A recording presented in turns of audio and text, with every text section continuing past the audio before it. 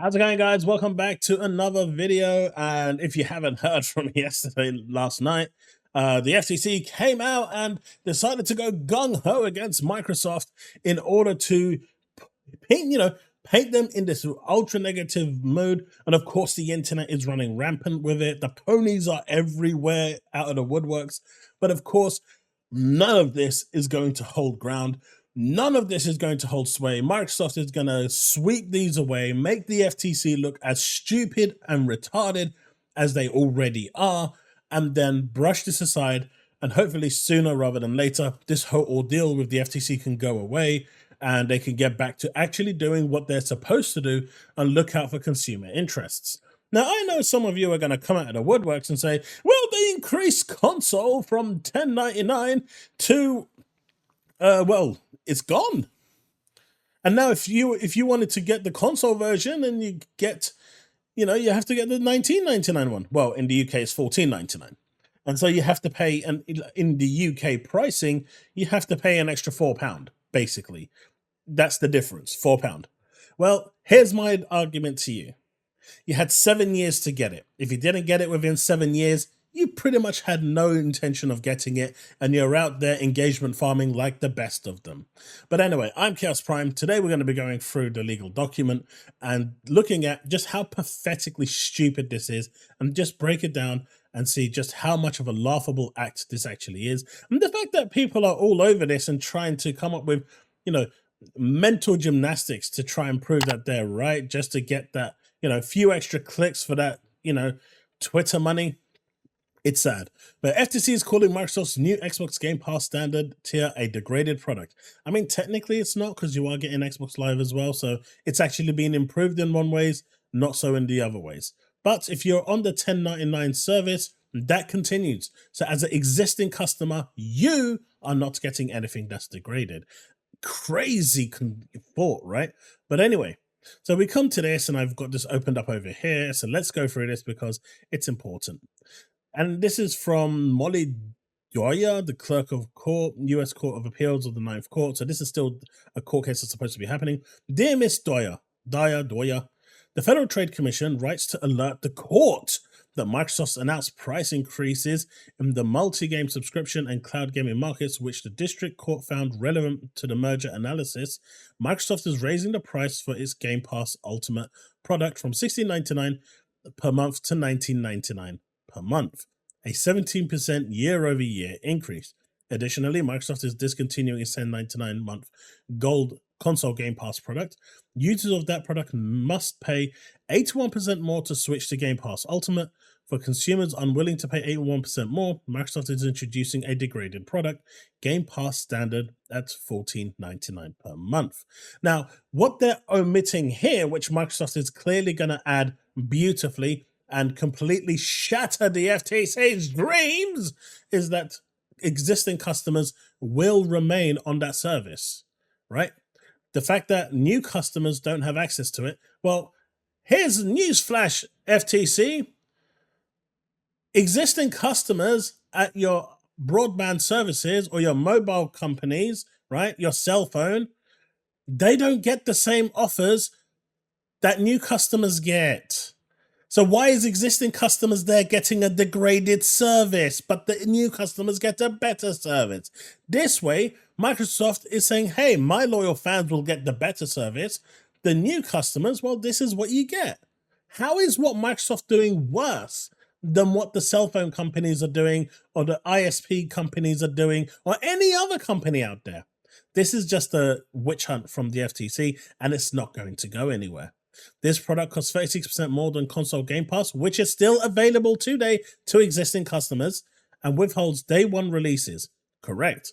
Product degradation, removing the most valuable games from Microsoft's new service, combined with price increases for existing users, is exactly the sort of consumer harm from the merger the FTC has alleged. Except, why is this only a Microsoft problem? Sony removed PS Now as a standalone purchase, locked it behind a £120 paywall. PS Now in the UK used to be $29.99, £30. It was a service that I subscribed to yearly.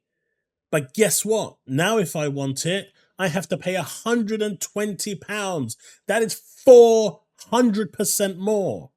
But that's okay. The FTC doesn't care about that because they are too busy, bending over for Sony so they can get shagged up their ass. Or in the case of Lena Khan, I won't finish that sentence. But you see where I'm coming with this. This is just ridiculous. Every other company can offer a degraded service, increase their pricing, and Microsoft promised for 12 months no changes will happen during the trial. 12 months is pretty much going to be gone by the time it's gone, right? So I don't see the problem here. And it's not like they're still not offering day one services. Business has changed, and people are saying that this is because Microsoft, because of Call of Duty. Well, no.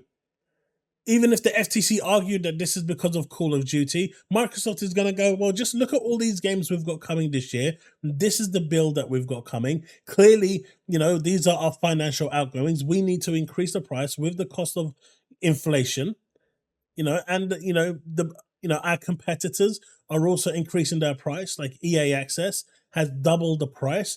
This will affect Microsoft's overall bottom line. So other external factors have influenced this decision. It's not just Call of Duty. And the burden of proof is on the FTC to prove that Call of Duty is the reason this price hike has happened, when it's not. Anyone with a brain cell can tell you it's not. This is their attempt at a Hail Mary, because even James Weingarten said, F this shit, I'm out, because he knew it wasn't going anywhere. Yet the few that remain at the FTC are still fighting that good fight and humiliating themselves, because at this point, I think they realize that they're about to be out of office.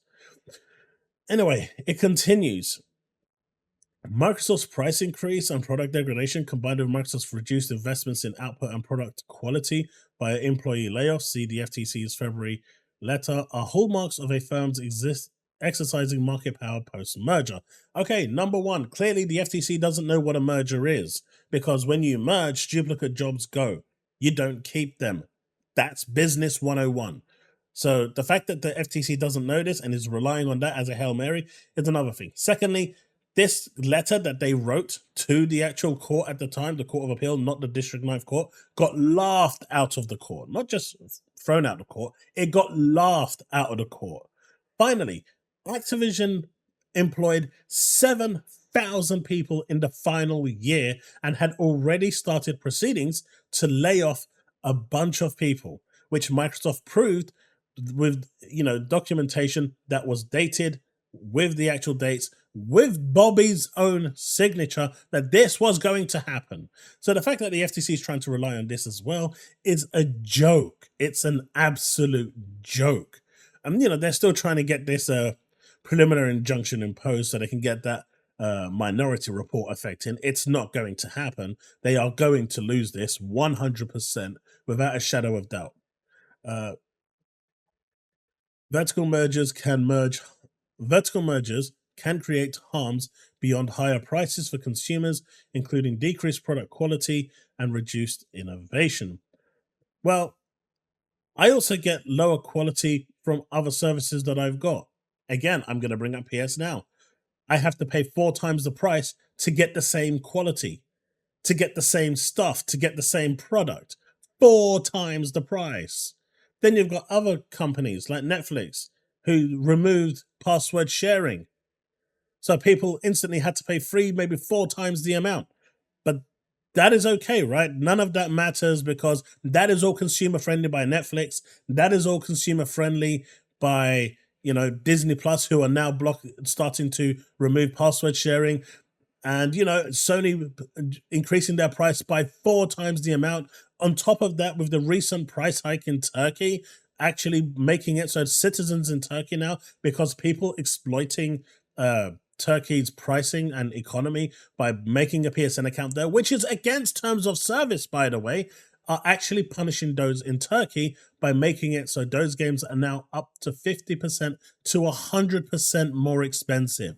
Let that make sense, but the FTC is perfectly okay with this.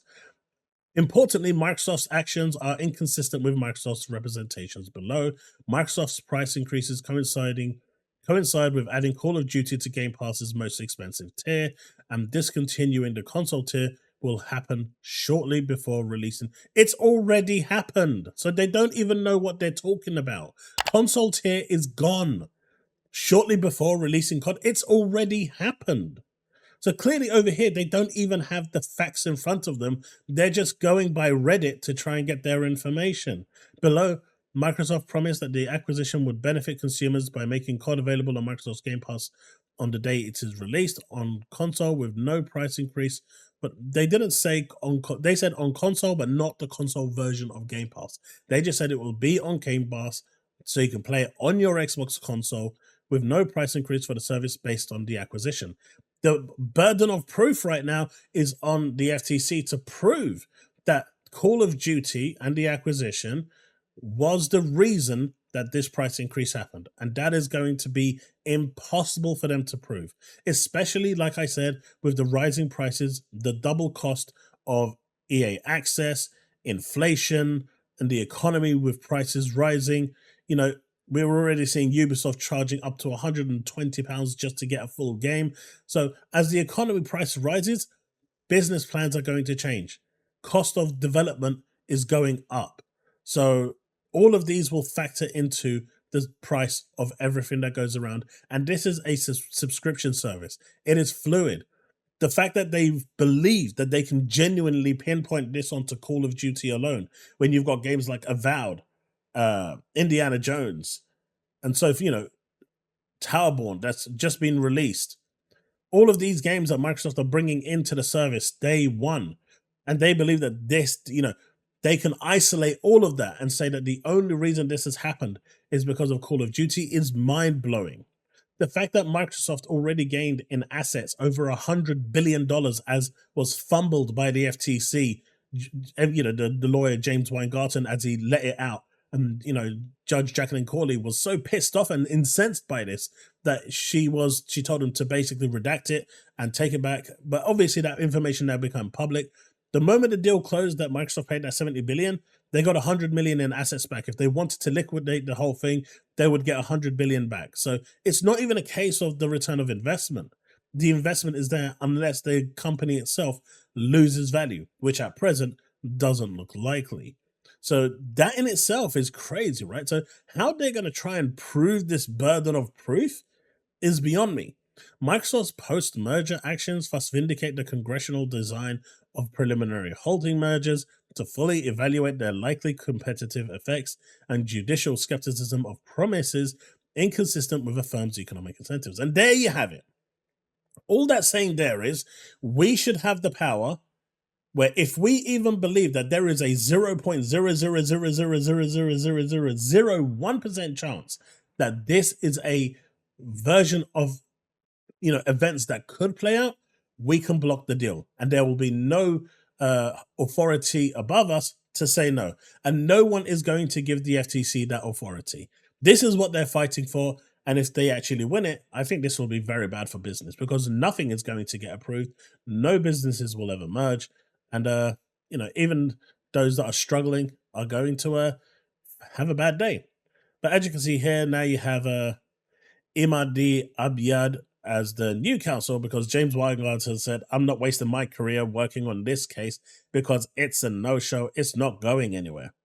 Of course, then you got this. Xbox fans attack the FTC by Cell relentlessly for fighting to stop the merger. The results are closed legacy studios, degrading products, and thousands of job losses. Number one, studio closures would have happened anyway. I mean, Arcane Austin, they pretty much made 3 flops back to back. It's on them, right? At the end of the day, it's on them and the project managers, and I believe, you know, they all went. If you continue to release bad games, studio closures happen. It's a thing, right? Number 2, the job losses. Blame Activision. Employing an extra 7,000 people in the final year of the merger is pretty stupid, right? And then they actually added on that they were going to fire those people anyway because that's what Bobby Kotick does. And finally, Game Pass at $14.99 is still the best deal on the market, and it's only £4 more for new customers to join the service, or $4 in the US, which is actually cheaper than it is in the UK. All right? So all of this, in my opinion, is just clout farming. It's crazy. it's did they make the same claim about other subscription services that raised prices and made changes to their services? Yeah, the FTC is still trying to overstep here. Believe it or not, a business is allowed to set their own value for their own products. Boom. You know, there are some logical people out there. This is not going to go anywhere. The FTC is just trying to prolong the inevitable. They are going to lose this. And the day that it does happen, I am going to be so happy because I'm going to be cheerful that they have finally just got an ass whooping. In the end, this is getting boring. It's wasting, there's so much money being wasted on this case.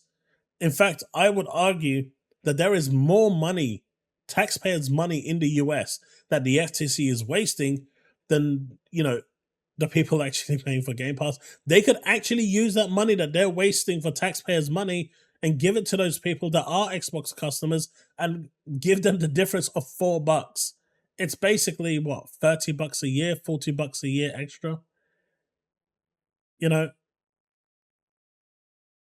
It blows my mind. It really does how big of a deal this is and how people right now are farming for clicks and whatnot.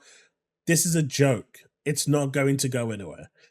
Just like their deal with the whole letter that they laid off people because it's a merger and Activision already started the process to lay people off anyway, but whatever.